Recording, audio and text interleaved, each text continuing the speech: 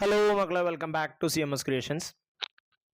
നമ്മൾ നോക്കാൻ പോകുന്നത് SCRT ക്ലാസ് 10ൽ ചാപ്റ്റർ 8 ടാൻജൻസ് അഥവാ തൊടുവരകൾ എന്ന് പറയുന്ന ചാപ്റ്ററിലെ പേജ് നമ്പർ 176 3 ക്വസ്റ്റ്യൻസുകളാണ്. ഇതാണ് നമ്മുടെ ചോദ്യം. In the picture the sides of the large triangle are the tangents to the circle of the smaller triangle at its vertices. Calculate the angle of the large triangle. ചിത്രത്തിലെ ചെറിയ ത്രികോണത്തിന്റെ മൂലകളിലൂടെ പരിവൃത്തത്തിന് വരക്കുന്ന തൊടുവരകളാണ് വലിയ ത്രികോണത്തിന്റെ വശങ്ങൾ. വലിയ ത്രികോണത്തിന്റെ കോണുകൾ കണക്കാക്കുക. വളരെ സിമ്പിൾ ആയിട്ട് നമുക്ക് കാണാൻ പറ്റുന്ന ഒരു ചോദ്യമാണിത്. ഓക്കെ, ഇവിടെ നോക്കിക്കോ. ഒരു ത്രികോണം, അതിനൊരു സർക്കിൾ അല്ലെങ്കിൽ ഒരു ത്രികോണത്തിന്റെ ഉള്ളിൽ, ഒരു സർക്കിളിന്റെ ഉള്ളിൽ ഒരു ത്രികോണത്തിന്റെ 3 മൂലയിലൂടെ സർക്കിൾ പോകുമ്പോഴാണ് അതിനെ സർക്കിൾ എന്ന് പറയാ. ഓക്കെ, അപ്പോൾ ഇങ്ങനെ ഒരു ത്രികോണം, അതിന് ചുറ്റും ഒരു വൃത്തം, പിന്നെ ആ 3 മൂലയിലൂടെ ഒരു ടാൻജന്റ് പോകുകയാണെന്നുണ്ടെങ്കിൽ ശ്രദ്ധിച്ചോണേ, ത്രികോണത്തിന്റെ കോണ് അതിൻ്റെ നേരെ ഓപ്പോസിറ്റ് ഉള്ള സൈഡ് ടാൻജന്റുമായിട്ട് ഉണ്ടാക്കുന്ന കോണും ഈക്വൽ ആയിരിക്കും.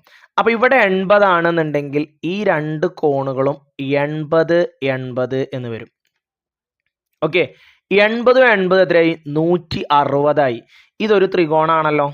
ഓക്കെ, അപ്പൊ ഇവിടെ ബാക്കി എത്ര ഉണ്ടാവും? 20 ഉണ്ടാവും. ഒരു ത്രികോണത്തിന്റെ 3 കോണ് കൂട്ടിയാൽ എത്രയാണ്? 180 ആണ്. 80 എത്രയായി? 160. അപ്പൊ ബാക്കി 20. ഇനി ഇത് 60 ആണ്. അപ്പൊ ഈ 60ന്റെ നേരെ ഓപ്പോസിറ്റ് ഉള്ള ഈ സൈഡ് ടാൻജന്റുമായിട്ട് ഉണ്ടാക്കുന്ന കോണുകളും എന്താണ്? 60 ആണ്. 60ഉം 120 ബാക്കി എത്ര ഉണ്ടാവും? 60 ഉണ്ടാവും. ഇനി പുറത്തത് വലിയൊരു ത്രികോണാണ്. ഇവിടെ 60, ഇവിടെ 20, 80 ബാക്കി എത്ര ഉണ്ടാവും? 100 ഉണ്ടാകും. കാരണം ഈ പുറത്തുള്ള ഈ പച്ച ഒരു ത്രികോണാണ്. ഒരു ത്രികോണത്തിന്റെ ടോട്ടൽ ആംഗിൾ എത്രയാണ്? 180 ആണ്. അപ്പൊ 60, 20, 80 ബാക്കി എത്ര ഉണ്ട്? 100. ഓക്കെ, ഇതാ ഇങ്ങനെയാണ് വരിക കേട്ടോ. ഇവിടെ 80 ഞാനിപ്പോൾ പറഞ്ഞു, അതിൽ 80 വരും. എന്തുകൊണ്ടാണ് ഞാൻ പറഞ്ഞു അല്ലേ? എന്തുകൊണ്ടാ? ഒരു ത്രികോണത്തിന്റെ ഒരു സൈഡ്, ഒരു ത്രികോണത്തിന്റെ ഒരു കോണ് അതിന്റെ ഓപ്പോസിറ്റ് ഉള്ള സൈഡ് ടാൻജന്റുമായിട്ട് ഉണ്ടാക്കുന്ന കോണും തുല്യമായിരിക്കും.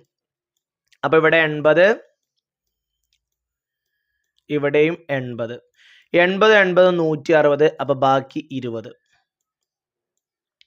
ഈ 60ന്റെ ഓപ്പോസിറ്റ് ഉള്ള സൈഡ് ടാൻജന്റുമായിട്ട് ഉണ്ടാക്കുന്ന കോണ് 60, ഇതും 60.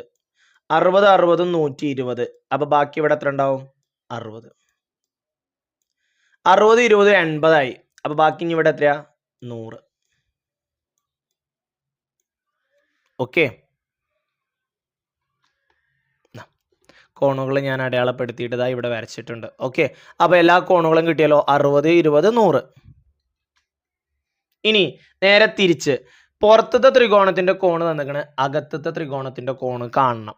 ഓക്കെ, ഈ ചിത്രത്തിൽ നിങ്ങൾക്ക് കാണാൻ പറ്റും. ഒരു കോൺ 60ഉം ഒരു കോൺ 40 തന്നിട്ടുണ്ട്.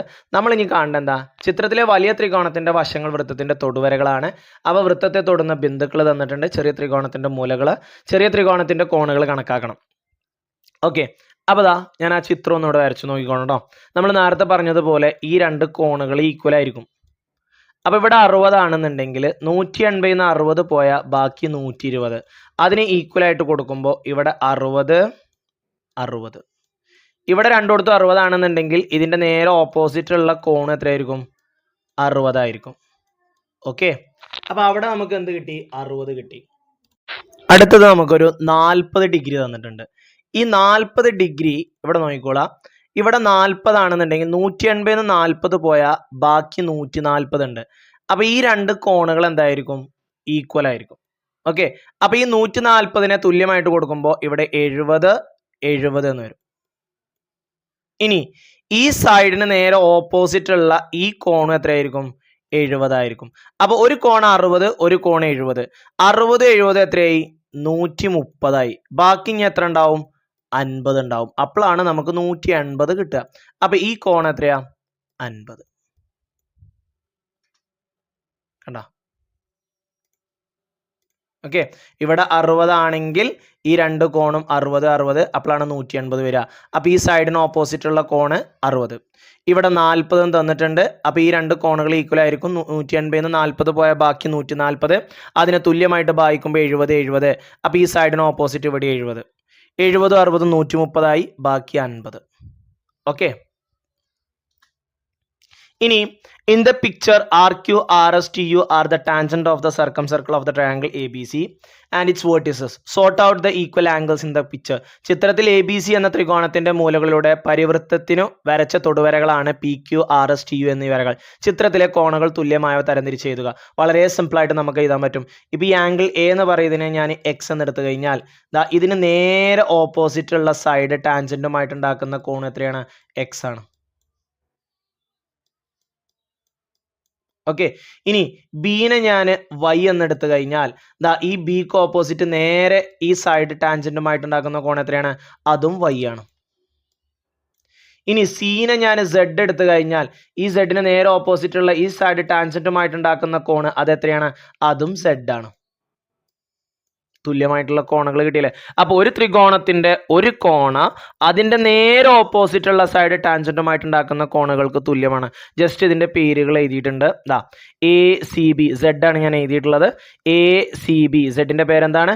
ഒന്നെങ്കിൽ എയിൽ നിന്ന് തുടങ്ങുക, സി ആണ് സെന്ററിൽ വരേണ്ടത്. ACB അല്ലെങ്കിൽ BCB. അതിന് ഈക്വൽ ആയിട്ട് വരുന്ന ഏതൊക്കെയാ? ഒന്ന് QABയും പിന്നെ ഒന്ന് SBAയും. ഓക്കെ, ദെൻ രണ്ടാമത്തെ കോൺ ഞാൻ ഇതൊക്കെ മായിച്ചിട്ട് ഇങ്ങനെ ഓരോന്ന് കാണിച്ചു തരാം.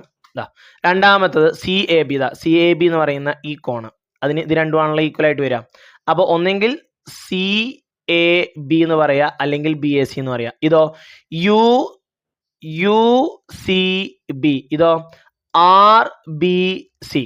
ഇനി അടുത്ത് വരുന്നത് B എന്ന് പറയുന്ന കോണാണ്. ഈ കോണ് എങ്ങനെ വരിക? ABC അല്ലെങ്കിൽ CBA. അതിന് ഈക്വൽ ആയിട്ട് വരുന്നത് ഈ രണ്ട് കോണുകളാണ്. അതിൻ്റെ പേര് എങ്ങനെ വരിക? PAC TCA. ഓക്കെ, അപ്പോൾ 3 കോണുകളാണ് ഇവിടെ, 3 പെയറുകളാണ് ഇവിടെ വരുന്നത്. ഈക്വൽ എന്നാണ് കേട്ടോ, കോമൺ ആയിട്ട് ഈക്വൽ. ഓക്കെ, അപ്പോൾ ഒരു കോണിന് കിട്ടിക്കഴിഞ്ഞാൽ അതിൻ്റെ നേരെ ഓപ്പോസിറ്റ് ഉള്ള സൈഡ് ടാൻജന്റുമായിട്ട് ഉണ്ടാക്കുന്ന കോണിന് ഈക്വൽ ആയിരിക്കും. ആ ഒരു കൺസെപ്റ്റ് വെച്ചിട്ടാണ് നമ്മൾ ഇവിടെ ഉള്ള കോണുകൾ എന്ത് ചെയ്തിട്ടുള്ളത്? പറഞ്ഞിട്ടുള്ളത്. ഓക്കെ ആണല്ലോ?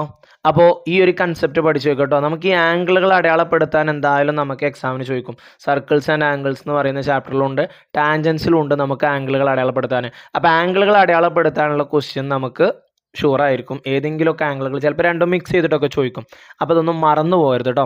ഒക്കെ നമ്മളുടെ മൈൻഡിൽ ഓർമ്മ വേണം. ഓക്കെ.